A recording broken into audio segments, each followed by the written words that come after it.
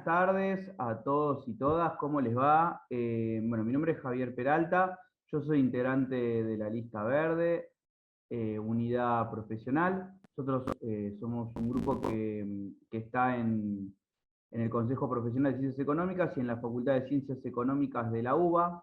Y hoy los vamos a invitar a una charla con el doctor Eric Gastón Rosenberg, que es contador público y abogado tributarista, el contador como auxiliar de la justicia.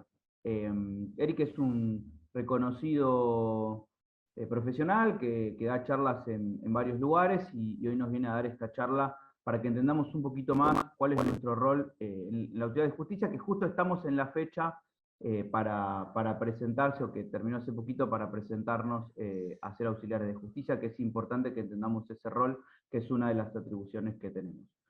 Bueno, sin más preámbulos, Eric, te cedo la palabra. Buenas tardes y gracias nuevamente por participar. Bueno, muchas gracias, Javier, como siempre, por convocarme. Muchas gracias a Lista Verde, también por tenerme siempre presente. A mí, la verdad que poder hacer un humilde aporte en estos espacios, así entre colegas y amigos, la verdad que siempre es un gusto, es una actividad realmente muy, muy gratificante, más haciendo hincapié en todo lo que tiene que ver con defender justamente esos espacios en los que nos desempeñamos los profesionales en ciencias económicas. Y bueno, les agradezco mucho la presencia y bueno, siendo ya casi las 7:20, vamos a arrancar. Como bien dijo Javier, estamos justamente en esa época donde es el momento donde uno se inscribe para ser auxiliar de la justicia en ¿cómo se llama? El año que viene. O sea, uno se anota hasta el día 31 de octubre de este año, por lo pronto en el ámbito, para actuar como auxiliar de la justicia en el ámbito de la ciudad de Buenos Aires, los fueros que todavía dependen de la justicia nacional o de la justicia federal. La justicia local de la ciudad de Buenos Aires tiene una inscripción aparte. Vamos a hacer hincapié justamente en lo que tiene que ver con todo lo que es materia en el ámbito de lo que es la justicia nacional y la justicia federal. También la charla esta está enfocada en lo que hace al rol del contador como auxiliar de la justicia, pero los mismos conceptos que voy a vertir son aplicables al resto de las disciplinas en ciencias económicas, porque puede ser inscribirse como auxiliar de la justicia en la especialidad no solamente de contador público, sino también la especialidad en licenciado en administración, el licenciado en economía y los actuarios. Y van a ver, como uno de los tópicos que vamos a abordar, es que muchas veces cuando ustedes ya se anotaron y reciben la comunicación por parte de la justicia, uno de los puntos muy importantes a considerar es ver precisamente cuál es la especialidad por la que ustedes se han inscrito, ¿no? Por ejemplo, si son como contador, se inscribieron como contador público. Es muy importante tener bien claro lo que es la delimitación de las incumbencias profesionales, porque no sería raro en alguna ocasión donde alguno de los puntos de pericia que el juez provee para que se desinsacule un contador puede ser materia propia de un economista, o por ejemplo en el foro de la seguridad social o en el foro contencioso administrativo puede ser alguna cuestión que sea incumbencia del actuario. Pero bueno, eso lo vamos a ver ahora cuando podamos avanzar en la exposición. El primer abordaje, las generalidades que hacen a esta actividad, podemos abordarlo de cuál es el concepto de perito. Bueno, perito es alguien que es entendido o experto en determinada materia. ¿Y esto por qué? A ver, se parte obviamente de la base de que el juez,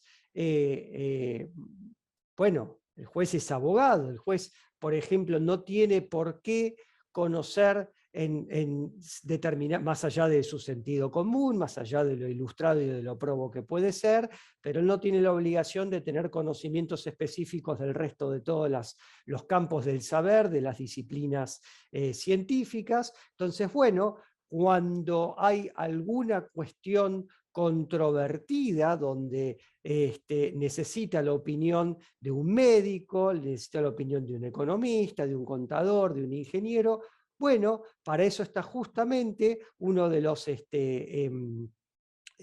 ¿cómo se llama?, de los artículos del Código Procesal Civil y Comercial de la Nación y los distintos códigos procesales civiles y comerciales de las provincias, bueno, contemplan justamente esta prueba pericial, que es donde el juez echa mano al auxilio de un experto para que lo ilustre en todas aquellas disciplinas, en todas aquellas cuestiones que no hacen justamente a su humilde profesión de abogado, de carrera, pero abogado al fin.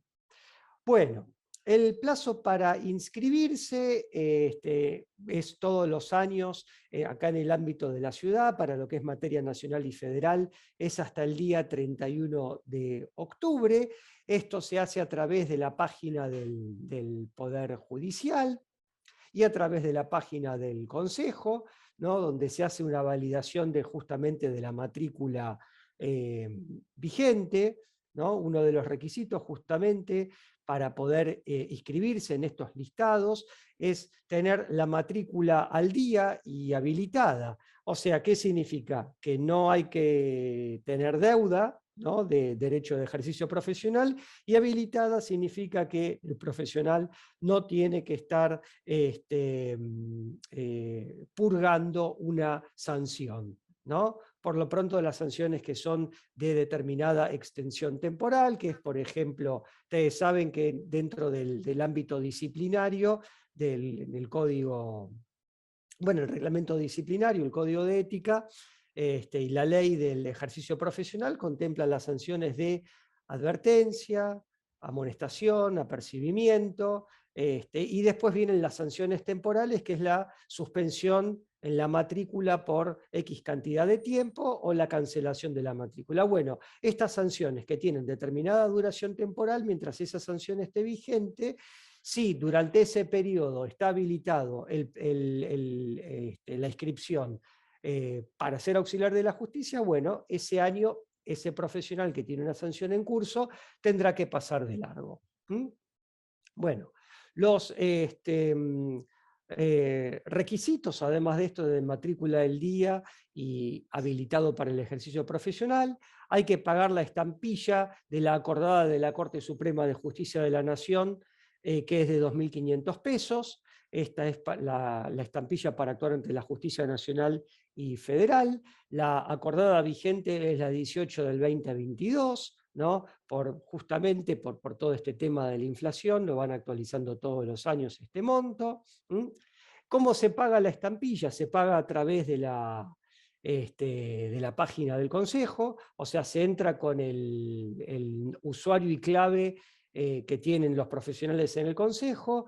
Está bien explicado en la página del Consejo cómo se puede pagar la estampilla y después cómo es el proceso de validación, cómo hay que entrar en la página del Poder Judicial para justamente elegir las especialidades y los distintos fueros en el que ustedes van a querer actuar el año que viene. Y un tema muy importante que tienen que tener presentes, justamente para hacer quedar bien a la profesión, para que justamente dar testimonio del brillo que puede tener la profesión de un profesional en ciencias económicas, es tener un manejo elemental del lenguaje jurídico. Más allá de que son dictámenes propios de cada una de nuestras especialidades, no tenemos por qué ser abogados, pero bueno, el manejo del lenguaje jurídico o del lenguaje forense en el ámbito judicial es un tema fundamental.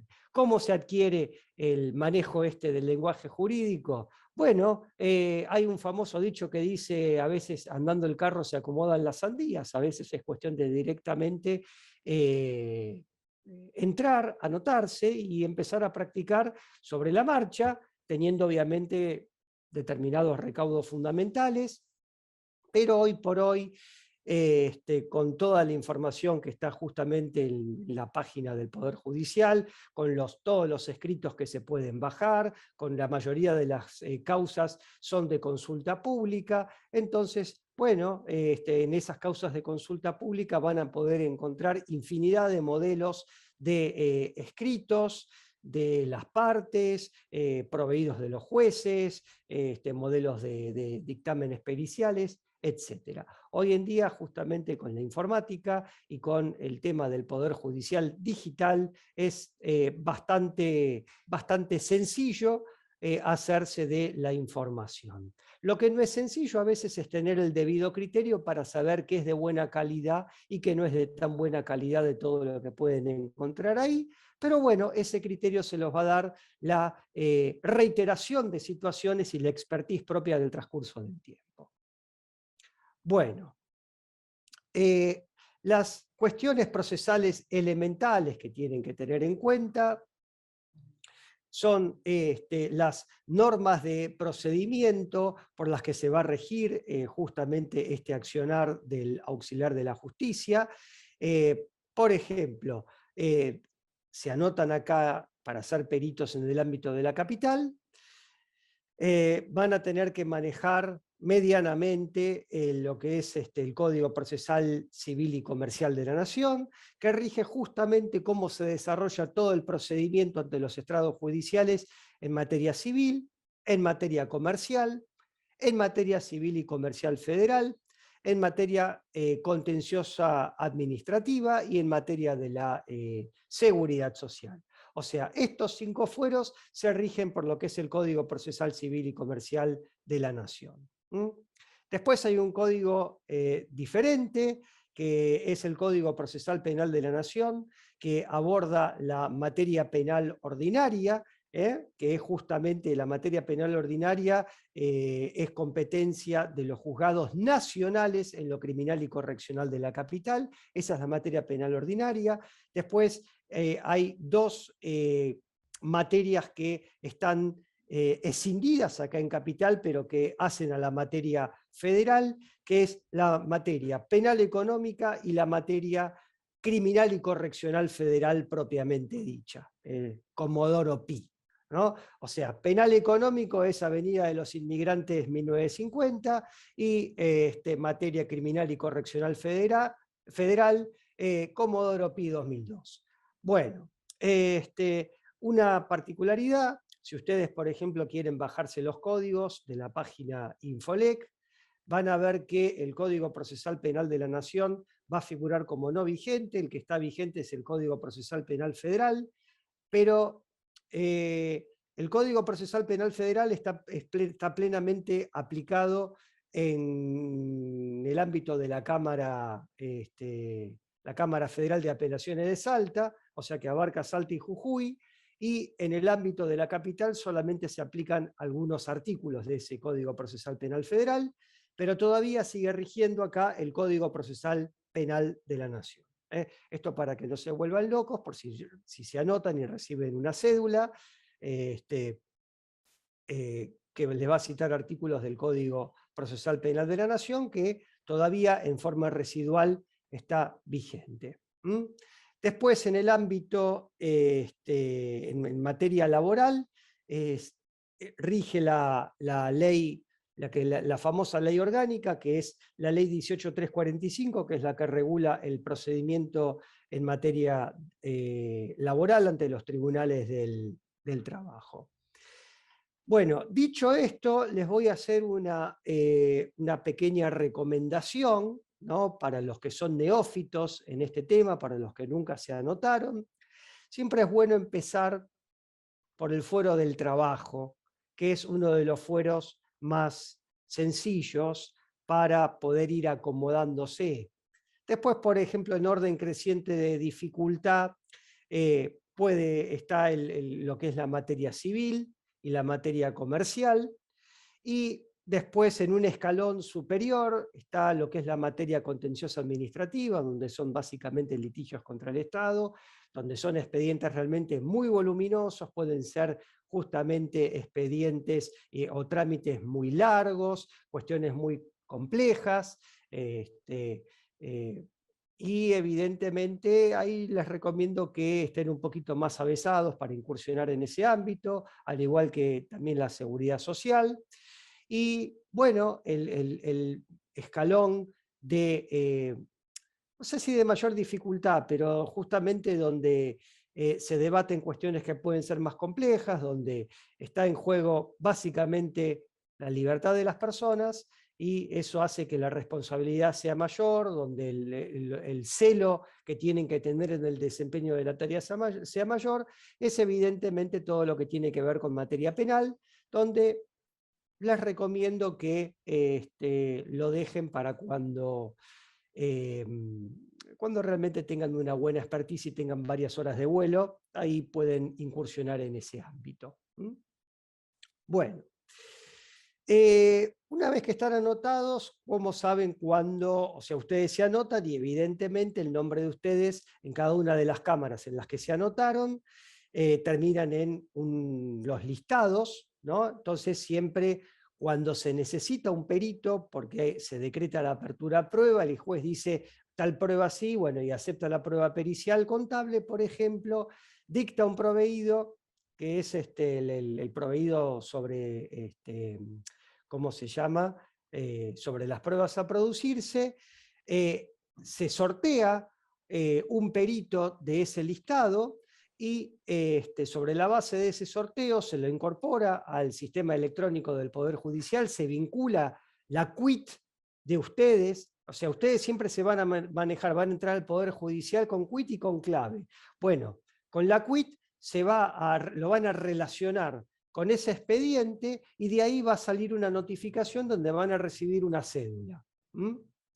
Además de eso, en el mail que ustedes van a denunciar en el Poder Judicial, van a recibir un mail de cortesía. Ahora, esto regla fundamental, porque si no, no, ¿cómo? No me llegó el mail y me notificaron y me removieron. No, no, el mail claramente es de cortesía. Por eso es muy importante entrar mínimamente una vez por semana a la página del Poder Judicial a ver si hay alguna notificación que les hayan cursado. Entonces, siempre por regla general les va a llegar el mail de cortesía. Ahora, muchas veces no, alguna que otra vez puede no llegar. Por eso, regla general, fundamental, entrar en la página del Poder Judicial y revisar las notificaciones recibidas. Bien. El domicilio electrónico que tienen que constituir es la quit de ustedes, siempre igual van a tener que denunciar un domicilio físico, pero el domicilio electrónico es la quit, y en lo que hace a esto ha simplificado muchísimo la tarea. Antes de la pandemia había que ustedes recibían la cédula muchas veces en papel, tenían que ir al juzgado, tenían que hacer cola, tenían que pedir el expediente, si el expediente no estaba en letra, para aceptar el cargo, tenían que dejar nota. Bueno, era todo un incordio con, a veces había que ir 3 o 4 veces hasta que el expediente estaba en letra o hasta que ni siquiera el secretario, la persona que estaba en mesa de entradas, se dignaba a decir, vení tal día, va a estar el expediente, yo te prometo, bueno, con la mejor onda, pero a veces era un peregrinaje. Todo eso, gracias al coronavirus, ha desaparecido. Ahora todas las presentaciones de los escritos se hacen en forma digital, las aceptaciones de los cargos se hacen en forma digital, todo esto por imperio de la acordada de la Corte número 12 del 2020. Y otra situación también que implicaba un peregrinaje donde, por ejemplo, cuando el contador, el perito puede tener que diligenciar un oficio.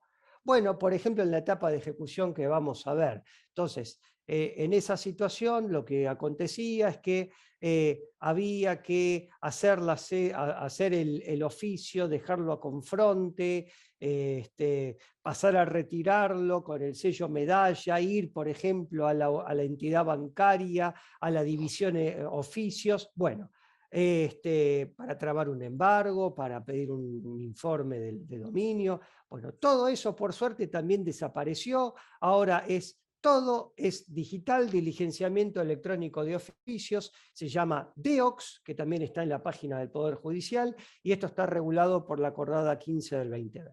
O sea, se acabó el peregrinaje, van a tener que ir poco a los juzgados, va a ser prácticamente todo digital, pero en alguna que otra situación, por ejemplo, para ver un expediente reservado o para lo que es la práctica de la compulsa propiamente dicha, que es ponerse de acuerdo con los abogados de las partes para ir a las empresas a ver básicamente los libros o la información.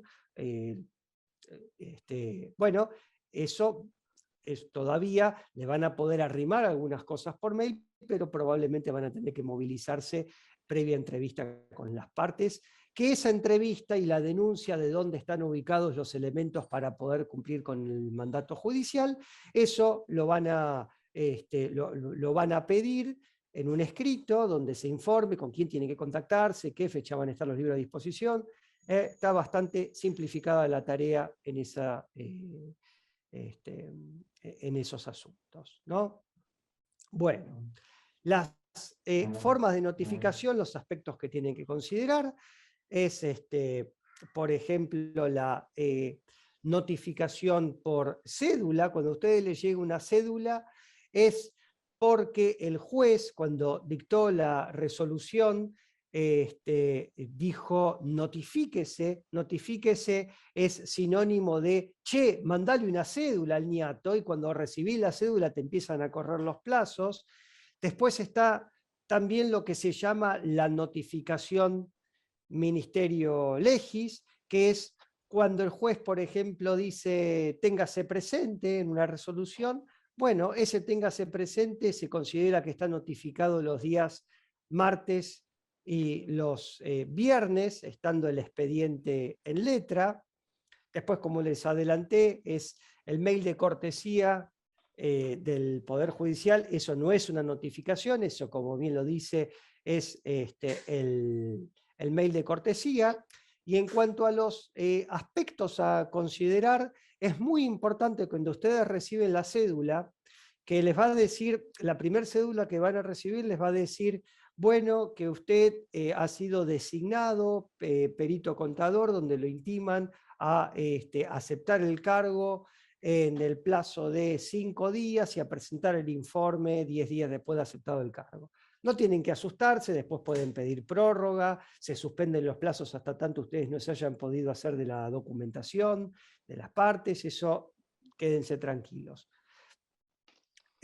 Pero es muy importante, lo primero que tienen que hacer es cuando ustedes los designan, ver si dentro de las pruebas que se proveen, ¿no? Que esto lo ven también en la página del PJN, el proveído está todo colgado en internet, ven si en realidad es de vuestra incumbencia profesional o no. A mí me pasó una vez que me llegó una cédula donde decía perito médico, ¿no? Y dije, bueno, puede ser que se haya equivocado y que el juez dijo perito médico y que en realidad decía perito contador. No. Después, cuando yo vi las pruebas que proveía, decía, bueno, ver la capacidad laborativa después del accidente, no, era evidentemente se habían equivocado. Bueno, eso es un tema muy importante, verificar la incumbencia profesional. Esto es una situación grosera la que les relaté. Puede haber situaciones más sutiles. Por ejemplo, me tocó intervenir en un caso donde era por una nacionalización de una AFJP, y bueno, algunos de los puntos de pericia que había proveído el juez, que se habían ofrecido como prueba pericial contable, había cálculos de valores actuales netos, cálculos de variables económicas, donde evidentemente eso era materia de un licenciado en economía. Entonces, lo primero que uno tiene que hacer en esa situación, tiene que decir que los puntos tal y tal son de vuestra incumbencia profesional, pero para que tal, tal y tal otro punto, que eso no es de vuestra incumbencia, que por ejemplo piden que se desinsacule un licenciado en economía, ¿no? Y lo que el juez puede hacer, puede decir, bueno, sí, tiene razón, o de alguna manera le puede decir a la parte que ofreció mal la prueba, no es lo más común, pero que directamente le da por decaída esa prueba por haber pedido mal la especialidad del perito que tiene que practicar esa diligencia procesal. No fue el caso de lo que ocurrió en este caso que les comento. En este caso se desinsaculó un licenciado en economía y tenemos que presentar la pericia en forma conjunta. Otras cuestiones que tiene que considerar son las causales de recusación y excusación. Esto, por ejemplo, es, una de las partes es deudor, o es acreedor, o es íntimo amigo, o lo odian. Bueno, todas esas causas que son causales de recusación y de excusación, bueno, tienen que decir, bueno, no, por tal y cual cosa, porque yo, por ejemplo, porque hay una causa en la que es el actor en una causa laboral, es mi amigo Javier Peralta, y yo digo, no, yo no puedo intervenir en esta causa porque como somos amigos, yo no voy a poder mantenerme en forma imparcial, ¿no? Porque bueno, como lo aprecio mucho, lo quiero mucho, evidentemente me tengo que excusar y me tengo que abstener de intervenir en esta causa. Y las causales de recusación, bueno, las causales de recusación sería, por ejemplo, si alguna de las partes dice, ah, no, ese perito, no, ese niato me odia. Bueno, en realidad eso vendría a ser un planteo de alguna de las partes del expediente. Otro tema importante es el carácter indelegable del cargo, ¿no? Esto era una norma bastante estricta hasta la sanción de la ley, ¿cómo se llama?, que regula los honorarios profesionales de los abogados y de los auxiliares de la justicia, que es la ley 27.423, que claramente en el artículo 59, inciso B, habla de la posibilidad de contar con auxiliares.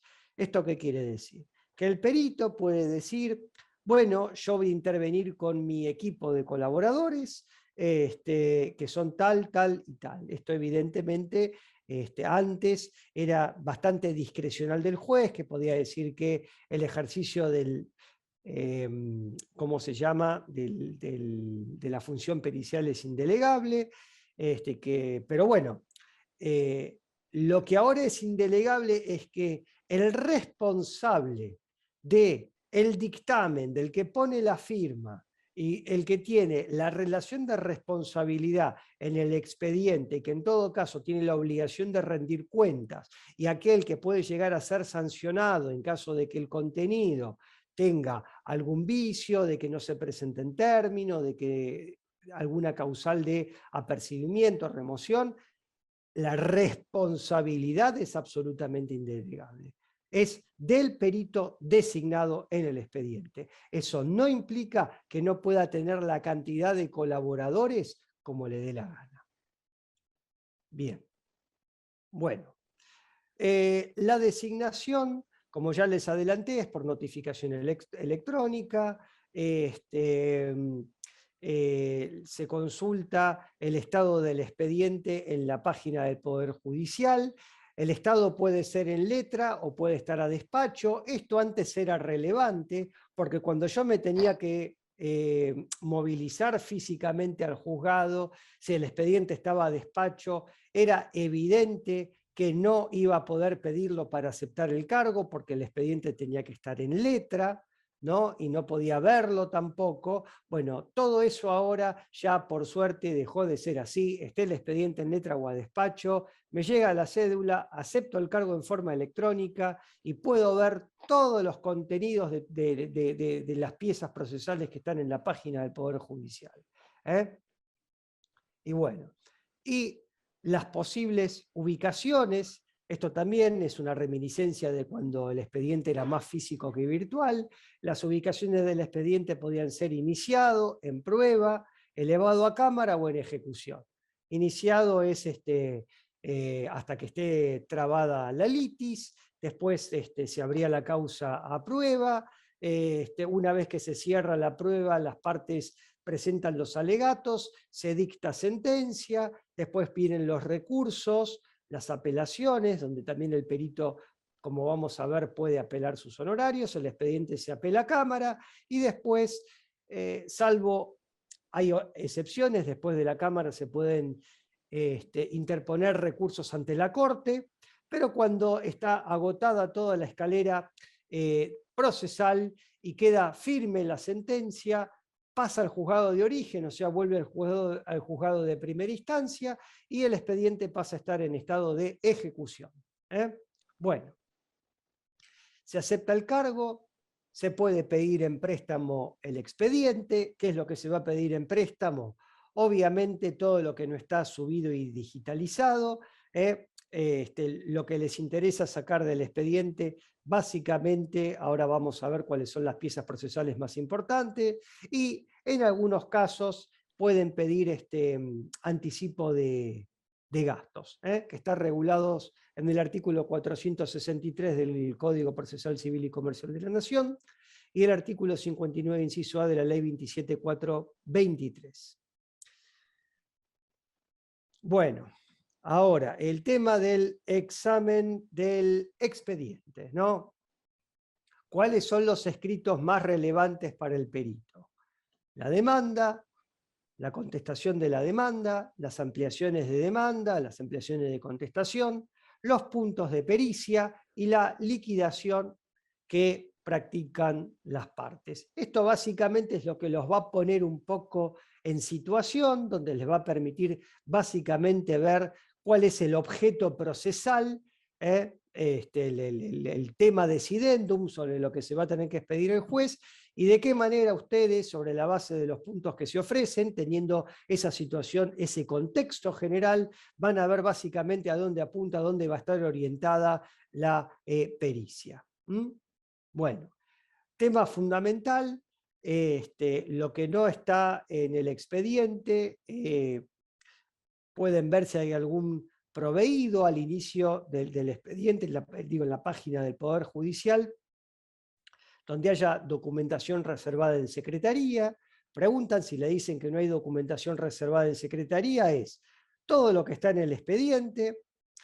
Esto también, van a ver que hay algunos juzgados o algunos fueros básicamente donde concentran todo, todas las actuaciones en un expediente y la van agrupando por cuerpos. Puede haber algún fuero donde tengan el expediente principal, después lo que son los incidentes, después lo que son cuadernos de prueba, cuaderno de prueba de la actora, cuaderno de prueba de la demandada.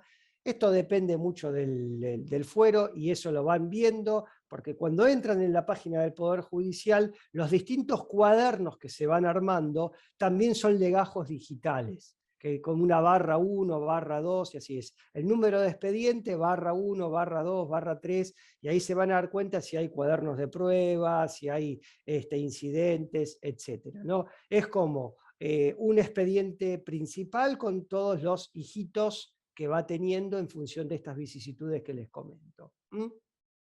Bueno, ¿cuáles son los proveídos relevantes? El auto de apertura a prueba, que ahí dice cuáles son las pruebas, el juez dice que esta prueba, hay que hacer esta prueba, esta otra y esta otra, y donde dice pericial contable, dice que el perito deberá responder los puntos de pericia que ofrece el actor y que ofrece el demandado. Y entonces, ¿qué tienen que hacer ahí? Bueno, si el juez dice que proveyó esos puntos, tienen que leer la demanda y tienen que leer los puntos ofrecidos por la demanda y los puntos ofrecidos en la contestación. ¿Mm? Y otro tema también fundamental, que muchas veces el juez le va a decir que practiquen una liquidación por separado más allá de la liquidación que practican las partes, o que se practique liquidación por separado en el caso de que la demanda prospere. Bueno. Otro tema muy importante que surge del expediente: los datos de contacto de los letrados de las partes, ¿no? Bueno, esto antes había que ver, por ejemplo, quiénes firmaban las cédulas o quiénes presentaban los escritos en el expediente físico. Ahora con el expediente digital es muy simple la cosa. En el expediente digital ustedes van a ver los distintos escritos que fueron colgando las partes, ahí están los datos del letrado. O, por ejemplo, cuando entran en la página del Poder Judicial, dice quiénes son los intervinientes en ese expediente, está el letrado de la actora, el letrado de la demandada, figura el número de quit, figura el tomo y folio, y con el tomo y folio pueden directamente ir a la página del Colegio de Abogados y ver el teléfono de ese abogado, si es que no figura en los escritos que presenta. Bien, si no obtienen ningún dato, porque, por ejemplo, no informa el celular, el abogado, no informa un mail, y los datos en la página del colegio están desactualizados, bueno, presentan un escrito digital donde informe un mail de contacto, un teléfono de contacto y ya está. Es bastante simple. Se contactan con los abogados, coordinan lugar, fecha, lugar y hora para la pericia. Hasta que no logran esto, en el momento que aceptan el cargo, piden suspensión de plazos hasta que puedan ir y hacer la compulsa.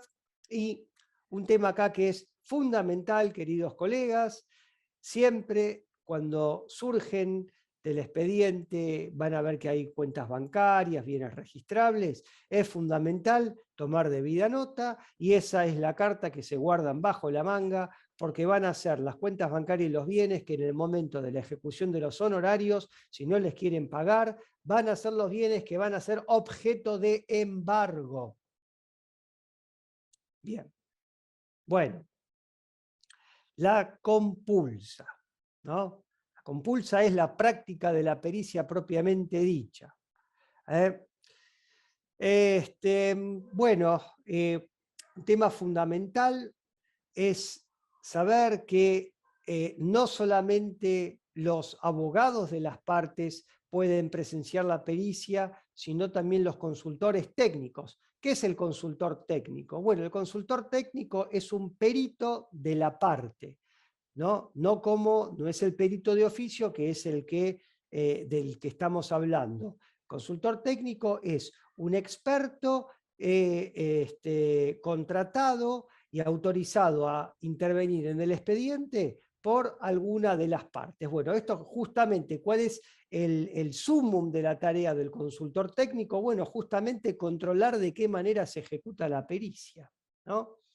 Después es justamente revisar la pericia, revisar las conclusiones del perito para articular las impugnaciones.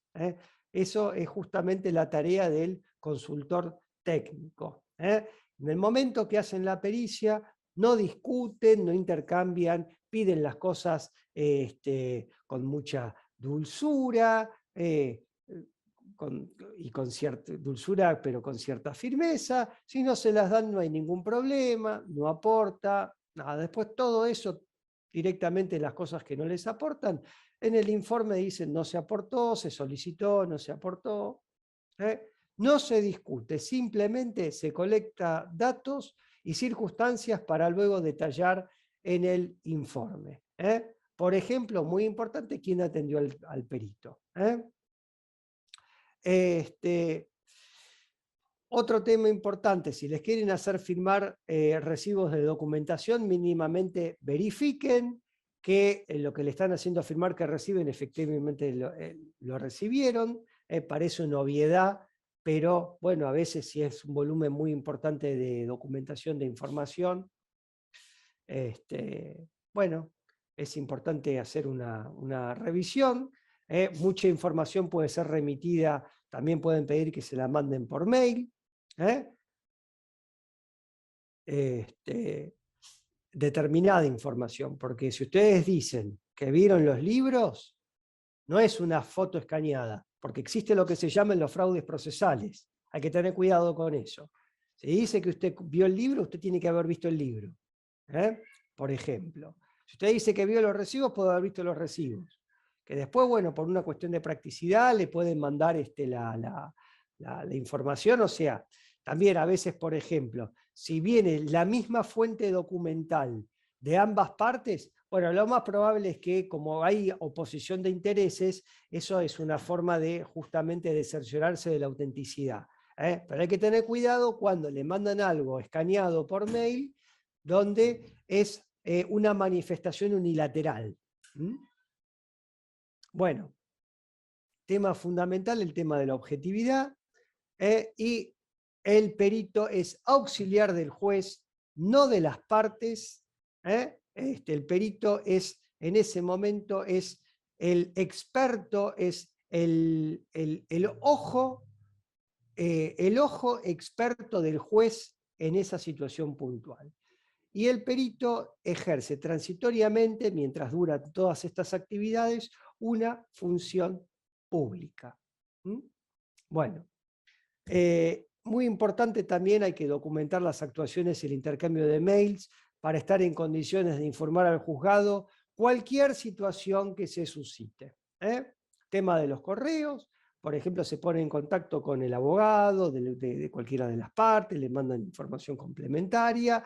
Es importante guardar todos los antecedentes de modo tal que ante cualquier controversia que surja, decir, bueno, yo me comuniqué tal fecha, recibí el correo donde se dijo tal cosa, donde se dijo tal otra. Eso es fundamental. Cuanto más prolijos, mejor para ustedes. Y aparte, los abogados se dan cuenta cuando ustedes son prolijos. Bueno, ojo con el WhatsApp. Es una verdad de perogrullo eso. Puede haber también, me ha pasado una vez en mi práctica forense, que en una pericia realmente muy importante había un escribano. Bueno, buenas tardes, escribano, ¿cómo le va? Ningún problema.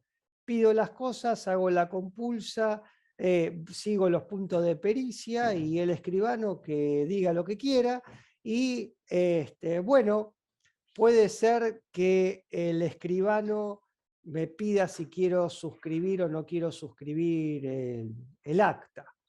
Bueno, depende de lo que diga. Es importante si, por ejemplo, lo que el escribano dice es el fiel reflejo de lo que aconteció, bueno, es importante firmar el acta del escribano, porque mínimamente lo que yo voy a poder decir es que yo estuve ahí.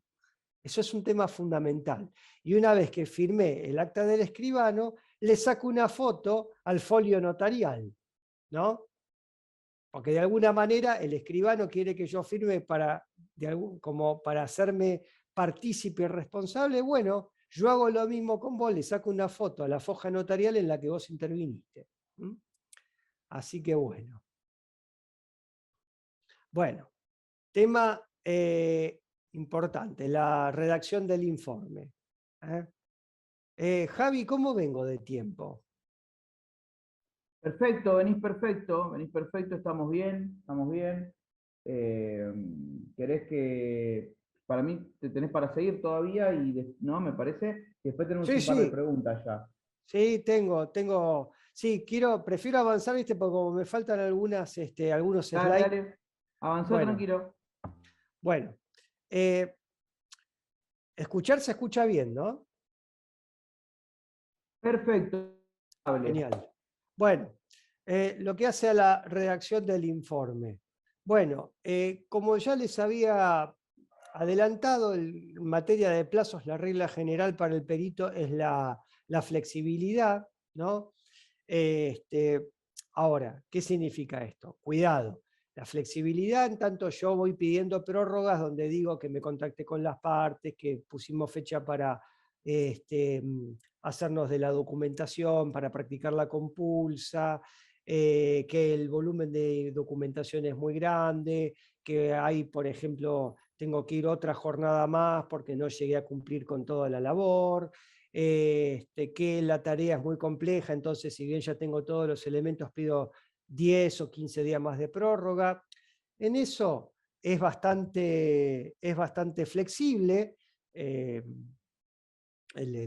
Poder Judicial, y muchas veces las partes, que son las que a veces pinchan para que se presente el informe, no quieren la remoción. Prefieren que se intime al perito a que haga la presentación porque no quieren empezar todo de vuelta. Entonces, por eso esto se va manejando, se va negociando con las partes, ¿no? Pero la regla es la flexibilidad. Esto es lo que hace al ejercicio de la pericia propiamente dicha, no en lo que es materia de, por ejemplo, la apelación de la regulación de honorarios, porque ahí le corren los plazos como a cualquier mortal. Los plazos son fatales en las apelaciones. Bueno.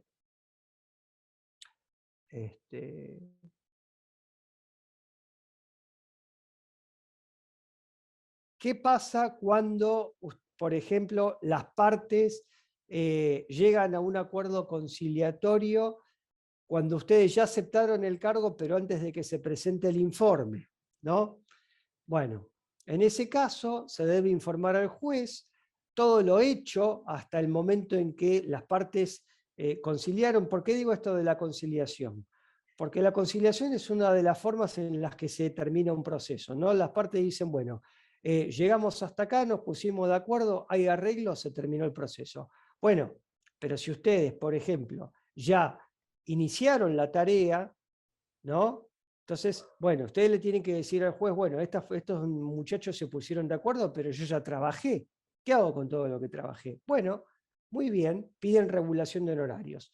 O sea, si las partes se ponen de acuerdo y el informe ya se presentó, no hay ningún problema. Es como si el acuerdo, la conciliación para ustedes no existiera. Se regula entre el 5 y el 10%, que es lo que manda la ley 27.423. Esto en lo que hace a la regulación.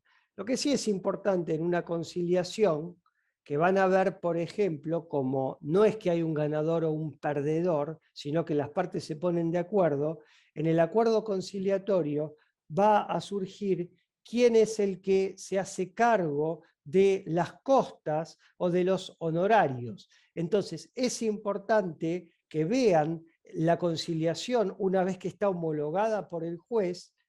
La conciliación la tiene que homologar el juez, que vendría a ser como una especie de, tiene la fuerza de una sentencia el acuerdo homologado. Entonces dice, bueno, las partes se ponen de acuerdo en que, por ejemplo, la demandada, la que era la originalmente demandada, se va a hacer cargo de los honorarios periciales. Bueno, una vez que el juez homologa, ustedes ya saben a quién le tienen que salir a reclamar. En la redacción del informe se hace una síntesis de las circunstancias de la compulsa y tienen que responder punto por punto los tópicos, los puntos propuestos por ambas partes y proveídos por el juez. Esto es muy importante, no es todo lo que las partes proponen. Si el juez dice que tiene que responder todo lo que las partes ofrecieron como punto de pericia, se responde todo. Pero hay que leer bien el proveído, porque bien puede decir, no, hay que responder tal punto y tal punto, a tal otro punto no al lugar. El que dice no al lugar no hay que hacerlo. Bueno, por una cuestión expositiva, como a veces, y más en lo que es una pericia contable, hay mucho número, muchas fórmulas, muchos cuadros. Lo importante es a veces responder el punto de una manera muy sintética para que el juez entienda lo que se le está diciendo, y dice que se remite para mayor explicación al cuadro tal o al anexo tal. Pero siempre dar una explicación es como, por ejemplo, imagínense, ninguno de ustedes es médico, ¿no? Y ustedes van y se hacen análisis de laboratorio y le dicen al médico, decime muy sucintamente cuál es mi situación y qué es lo que tengo que hacer. Bueno, esa es la respuesta categórica y concreta que ustedes tienen que brindar al punto de pericia. Y después, la remisión al cuadro y los anexos es una explicación un poco más ampliada. Esto más que nada es, por ejemplo, para también, no solamente para que el juez, que a lo mejor si quiere indagar un poco más, yo me imagino que se va a centrar en la respuesta concreta del punto de pericia, pero también los cuadros y anexos son una forma de que los consultores técnicos, los peritos de las partes, puedan auditar la tarea que ustedes han ejecutado. Bueno, el informe se sube a la página y una vez que se subió a la página, como un escrito, como un escrito, la página del Poder Judicial se suben los escritos como si fuesen una parte más. El juez lo que ordena, lo primero que dice es de la pericia traslado a las partes, ¿no? Y eso, ¿qué significa? Que las partes toman conocimiento del informe pericial. ¿Mm? Bueno, una vez que las partes están en conocimiento del informe pericial, vienen lo que se llaman, no necesariamente tienen que existir, pero es muy común que existan, son las impugnaciones, ¿no? Donde las partes, ambas o alguna de ellas, dicen que no están conformes con las conclusiones que vierte el perito, con el informe que presenta el perito, y impugnan, objetan algunas respuestas porque no están de acuerdo, porque el consultor técnico tiene una posición diferente, porque se omitió dar alguna respuesta, porque no es del todo claro lo que se está contestando. Entonces, bueno, dentro del plazo que les da el juez, que en realidad son 5 días, ¿no? O sea, cuando se comunica la pericia a las partes, tienen 5 días para articular estas impugnaciones. Siempre las impugnaciones tienen que estar relacionadas con los puntos de pericia originalmente propuestos y proveídos. A través de las impugnaciones es muy importante que tengan presente que tienen que objetar algún punto que ustedes respondieron o que no respondieron, pero bajo ningún concepto se pueden incorporar nuevos puntos de pericia, no se pueden meter nuevas pruebas por la ventana a través de una impugnación. O sea, hay que ser también cauto antes de responder a un punto genérico, como por ejemplo decir, cuando dicen cualquier otro punto que considere de interés, hay que responder las impugnaciones que son precisas, concretas y sobre puntos originalmente proveídos por el juez y que ustedes respondieron en el informe original. Así que bueno, y pueden ser reiteradas las impugnaciones, pueden impugnar las partes varias veces, mientras que el juez considere que el perito debe explicar, el perito tiene que seguir explicando. Ahora, esto es en forma eterna, permanente, no. Ustedes presentan el informe, puede haber una impugnación de una parte, una impugnación de la otra vez otra impugnación, siempre dentro del término de 5 días de que se van respondiendo las aclaraciones y el juez ordena traslado de las aclaraciones. Va a llegar un momento que el juez va a decir no al lugar a la impugnación o téngase presente para el momento del dictado de la sentencia. Y ahí directamente se cierra el asunto, se cierran las impugnaciones y ustedes ya pueden dar por concluida la labor. Esto, a ver, esto es la regla general, porque puede haber situaciones donde ustedes, una vez que presentan la pericia, después, como hay situaciones que se siguen proyectando para adelante del tiempo, por ejemplo, una demanda laboral, pero puede ocurrir de que no es por un despido, sino es por reclamo de diferencias, donde la demanda es hasta determinado momento, pero evidentemente al momento de la liquidación de la sentencia, el juez puede pedir que se liquide hasta determinada fecha. Entonces ahí ustedes van a tener que hacer una pericia complementaria hasta ese momento. No es lo más frecuente, pero puede ocurrir. Bueno, viene, después de todo esto, una vez que se cerró la etapa probatoria, que las partes presentaron los alegatos, viene la sentencia. Bueno, ¿qué pasa si las partes, si ustedes presentan el informe y las partes no impulsan el expediente, o sea, no presentan los alegatos, no piden que se dicte sentencia? Bueno, en ese caso, transcurrido un año de que ustedes ya presentaron el informe, pueden pedir la regulación de honorarios en forma independiente del dictado de la sentencia. No es lo más común, pero puede ocurrir. ¿Qué pasa si, por ejemplo, el juez se demora cuando, por ejemplo, el expediente que dice autos a sentencia, ¿no? Que es que se cerró y que el juez se toma su tiempo para dictar la sentencia? ¿Pueden ustedes pedir esta regulación? No. Lo que ustedes en ese caso tienen que hacer, tienen el mismo interés que el resto de las partes, pedir un pronto despacho. Si el juez le da bolilla, bueno, los aplaudo. Bueno, la regulación oscila entre un 5 y un 10% del monto de la demanda, ¿no? Es facultativo del juez regularlo en este rango, también puede superar el 10% si la tarea es muy compleja. Esto está establecido en el artículo 21, cuarto párrafo de la ley 27423.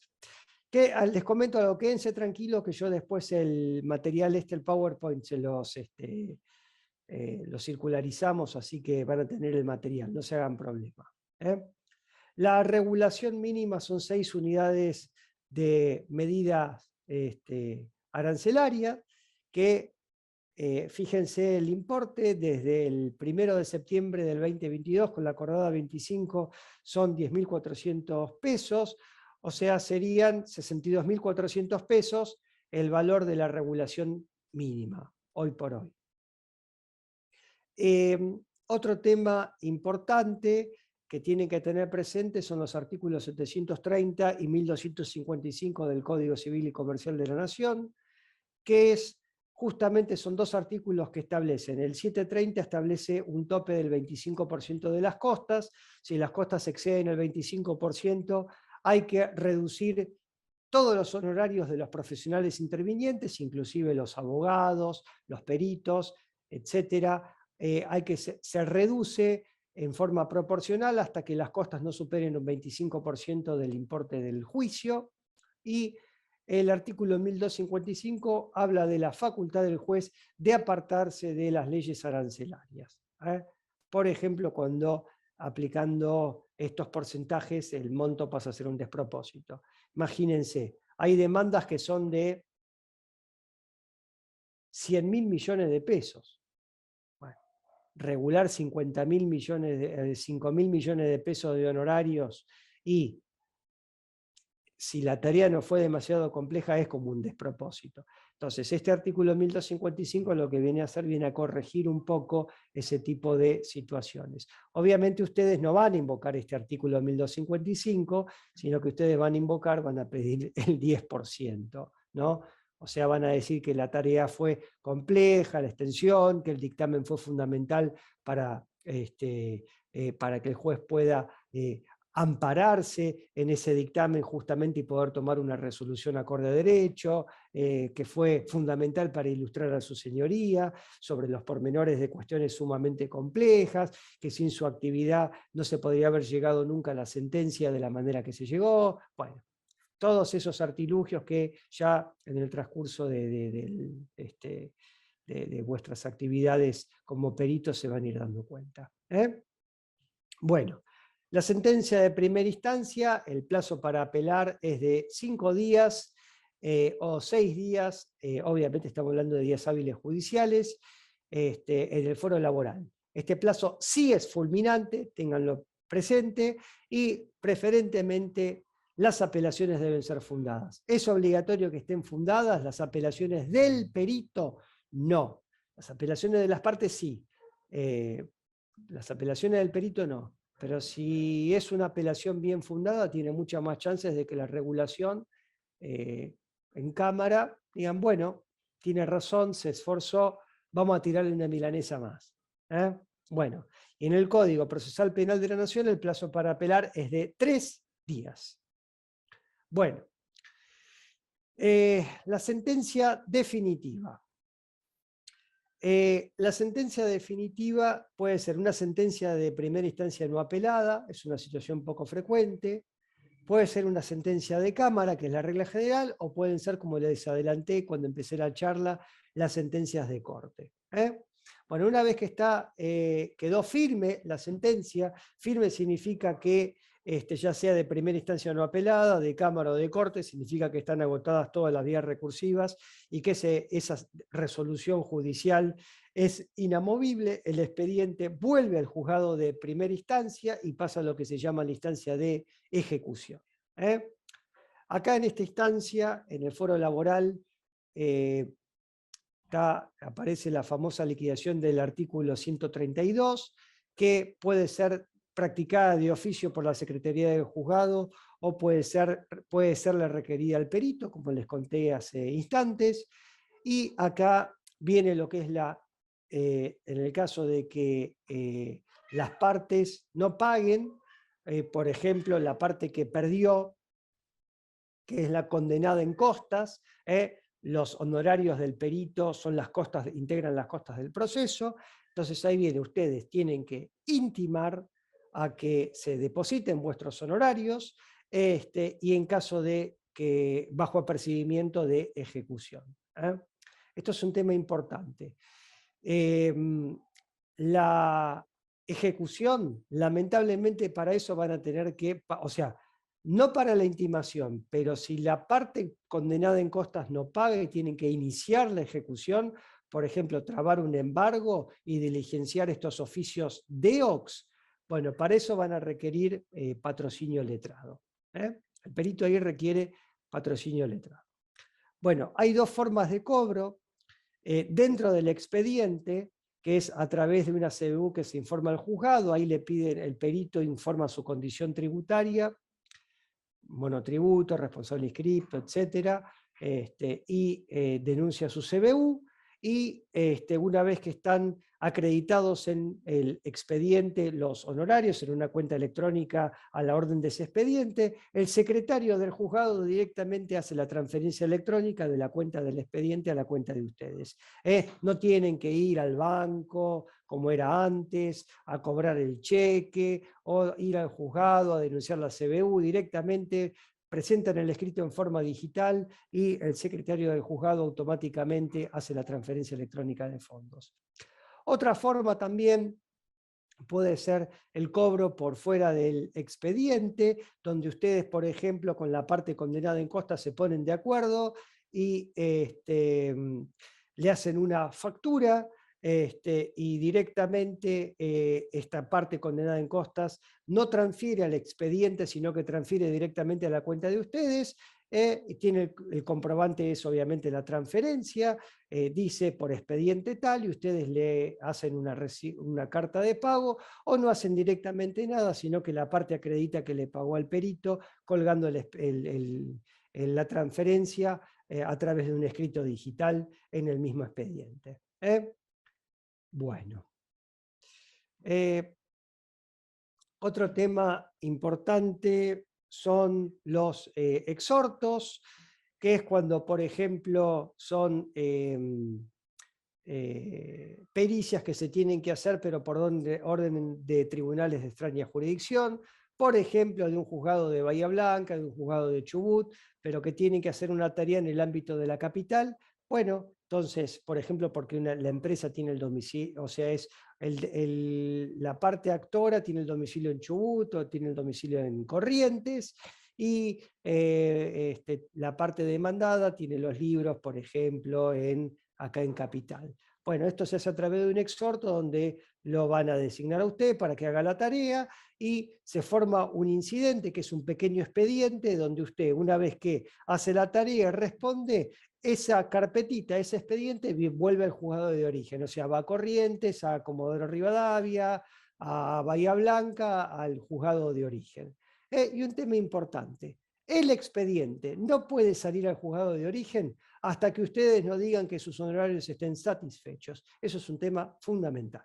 O sea, no largan el expediente hasta que no estén cancelados los honorarios. Esto es una modificación muy interesante de la ley 27423. Bueno, por último, la responsabilidad por el pago. Ya les adelanté el tema del tope del 25% en las costas procesales por todo concepto. Si se supera ese tope, el juez puede prorratear, que también se los adelanté, por este artículo 730 del Código Procesal Civil y Comercial de la Nación. Los peritos también es un tema muy importante porque puede haber un caso de que haya un insolvente, que los peritos le pueden reclamar hasta el 50% de los honorarios a la parte no condenada en costas. Por ejemplo, puede ser que la parte que perdió, la parte que tiene que pagar las costas sea totalmente insolvente. Bueno, le pueden reclamar el 50% a la otra parte. Esto es un tema muy importante. Y ¿qué pasa cuando las costas se le imponen a quien tiene un beneficio de litigar sin gastos? Bueno, aunque esa persona haya perdido, si tiene un beneficio de litigar sin gastos, se le puede reclamar el 100% de la otra parte. O sea, a modo de trita síntesis, el honorario del perito está como bastante más protegido desde la sanción de esta ley 27423. Bueno, voy a dejar de compartir la pantalla y voy a habilitar la ronda de preguntas. Hola, ¿cómo están? De vuelta. Ahí Patricia tenía un par de preguntas. ¿Querés decirle alguna, Patricia?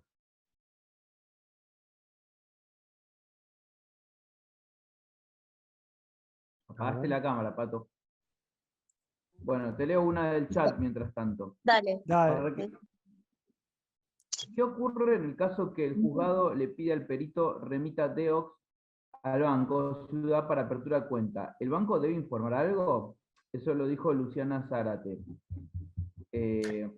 Bueno, esa es la primera. ¿Querés responder o querés que te haga sí. otra? No, pero a ver, estaría bueno, ¿cómo sería que el juzgado pida que el perito remita oficio DEOX al banco?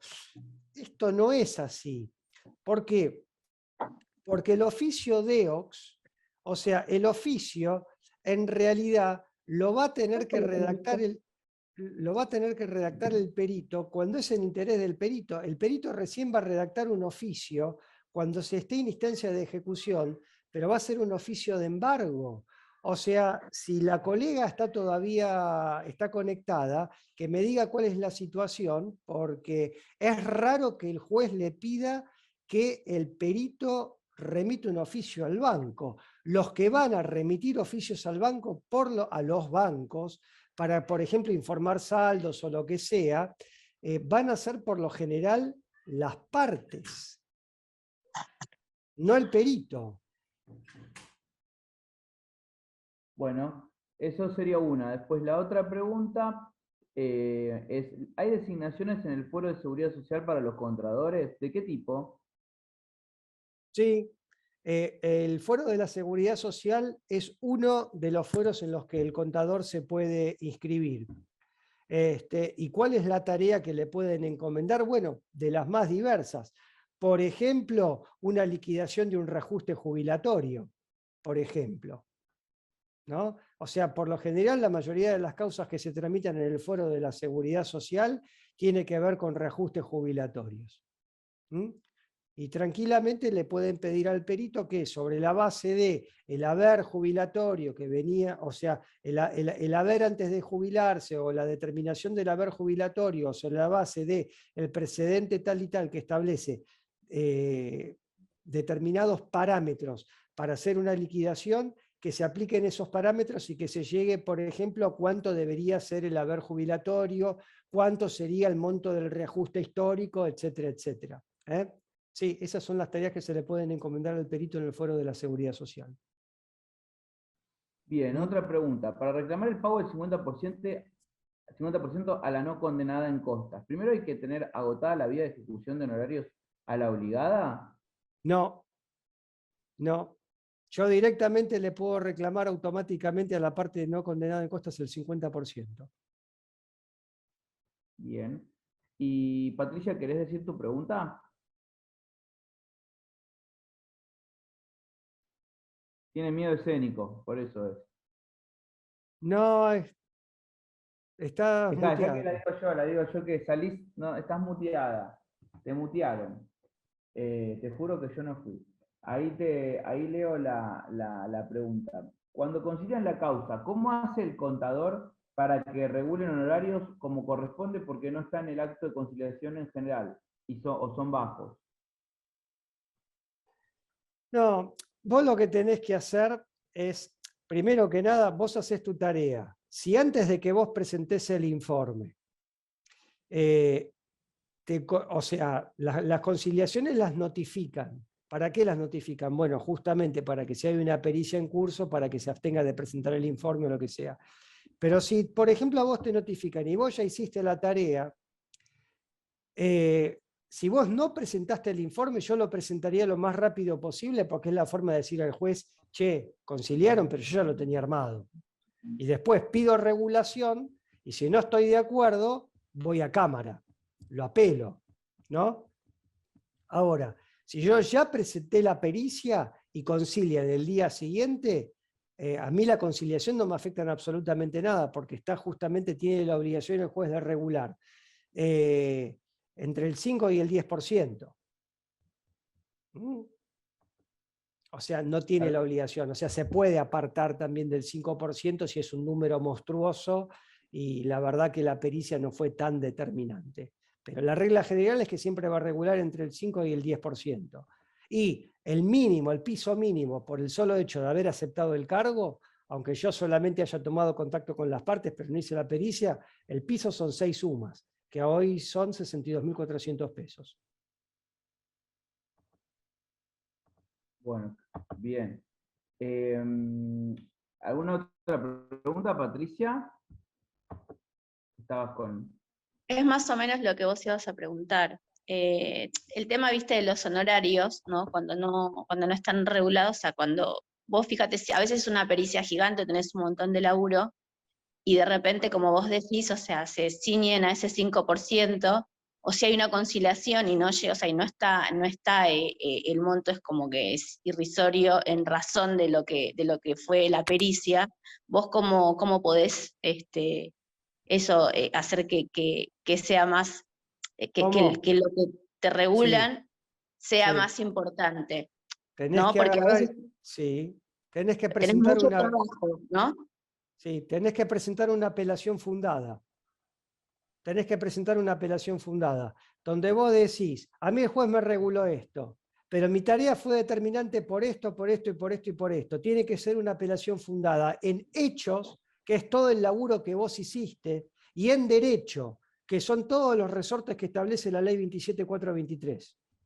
Claro, O sea, buenísimo. lo mejor que podés hacer ahí es una apelación fundada, Gracias, Eri. por favor. ¿Alguna otra pregunta?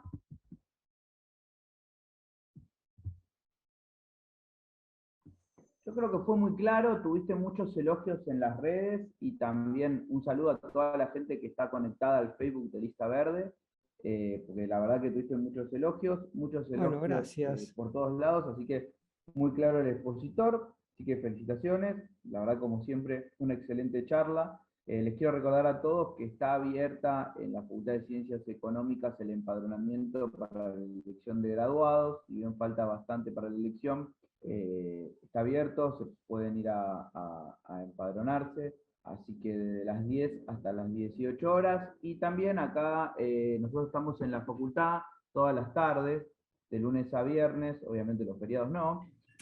A partir de las 4:30, 5 estamos en el CEDEAM, que es entre el aula 3 y 14, un grupo de graduados. Así que todos los que necesitan participar, tienen alguna duda, quieren ayudarlo a que los anotemos para participar de pericias también en este caso, cualquier otra duda que tengan de graduados nos pueden encontrar. Estamos para ayudar, para hablar y discutir un poco la profesión. Alejandro, ¿vos querés hacer alguna pregunta? No, me pareció brillante, aparte no es un tema que conozca, así que para mí es todo nuevo, estoy aprendiendo. Siempre estoy aprendiendo en esto porque no sé. Felicitaciones, Eric. Bueno, muchas gracias, Alejandro. Bueno, impecable, diría un amigo. Y bueno, queda grabada, ahí algunos preguntan, va a estar grabada por Zoom. Por Facebook va a quedar grabada, va a quedar repitiéndose, y además nosotros la hemos grabado a la charla, así que seguramente lo subamos al YouTube y lo estaremos mandando por correo electrónico, así que también va a seguir difundiéndose y también compartida en las redes, así que seguramente mañana tengamos ya todo preparado para hacer esto. Y obviamente no sé si puedes compartirnos el PDF, porque también lo pidieron. Con muchísimo gusto. Te lo mando con muchísimo gusto, Javi, te lo mando a vos siempre, y lo socializas. Y lo socializamos por vía mail. Así que bueno, muchas gracias nuevamente. Una gracias a todos los participantes que están escuchando. Así que hasta la próxima. Gracias. Gracias, Eric. Excelente. Gracias, felicitaciones. Gracias a todos. Bueno, gracias a todos ustedes, colegas, un gusto.